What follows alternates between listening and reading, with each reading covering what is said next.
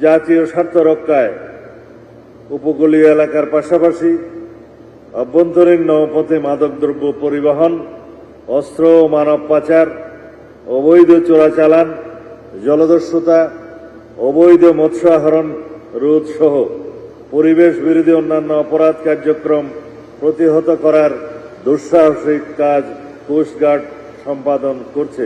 তাদের পরিচালিত টহল কার্যক্রমের ফলে নিয়মিত সমুদ্র ও নদীপথের নিরাপত্তা নিশ্চিতের পাশাপাশি দুর্ঘটনায় পতিত বা বিপদগ্রস্ত নৌযান, নাবিক ও যাত্রীদের উদ্ধার করা সম্ভব হচ্ছে।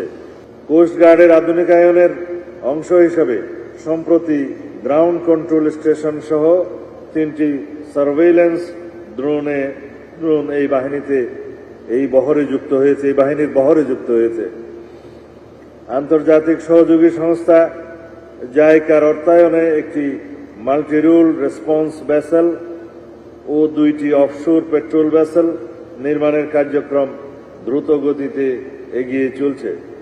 পাশাপাশি অতি সম্প্রতি খুলনা শিপইয়ার্ডের মাধ্যমে বুলেট প্রুফ সুবিধা সম্পন্ন হাই স্পিড বোট ক্রয়ের চুক্তি স্বাক্ষর সম্পন্ন হয়েছে, যা এই বাহিনীর বহরে সংযুক্ত হলে বাংলাদেশের সমুদ্র উপকূলের নিরাপত্তা আরও বৃদ্ধি পাবে।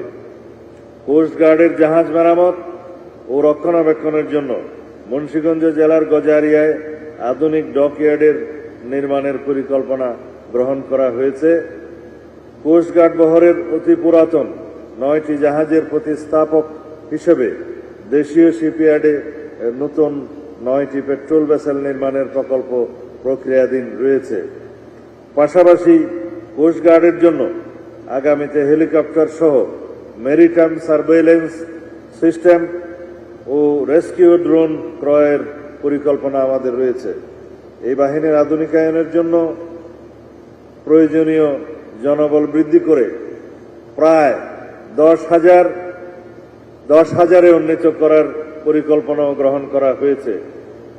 আধুনিক জাহাজ ও অত্যাধুনিক সিস্টেম সমূহ বাংলাদেশ কোস্টগার্ড বহরে সংযোজিত হলে এই বাহিনীর অপারেশনাল সক্ষমতা অতীতের যে কোনো সময়ের তুলনায় বহুগুণে বৃদ্ধি পাবে বলে আমার বিশ্বাস। তাছাড়া কোস্টগার্ড সদস্যদের বাসস্থান সংকট দূরীকরণে মিরপুর জোয়ার সাহারা এলাকার বাউনিয়া এবং পূর্বাঞ্চলে জমি অধিগ্রহণের কাজ চলমান রয়েছে। কোস্টগার্ড প্রতিষ্ঠাতা দেশনেত্রী বেগম খালেদা জিয়ার দূরদর্শী চিন্তা ও প্রধানমন্ত্রী তারেক রহমানের দক্ষ ও বলিষ্ঠ নেতৃত্বে বর্তমান সরকার কোস্টগার্ডকে একটি আধুনিক ও যুগোপযোগী বাহিনী হিসেবে প্রতিষ্ঠিত করতে বদ্ধপরিকর। আমাদের মূল মন্ত্র হল সততা, নিষ্ঠা এবং সাহসিকতার মাধ্যমে সবার আগে বাংলাদেশকে বিশ্বের সামনে আত্মমর্যাদা সম্পন্ন জাতি হিসেবে প্রতিষ্ঠিত করা।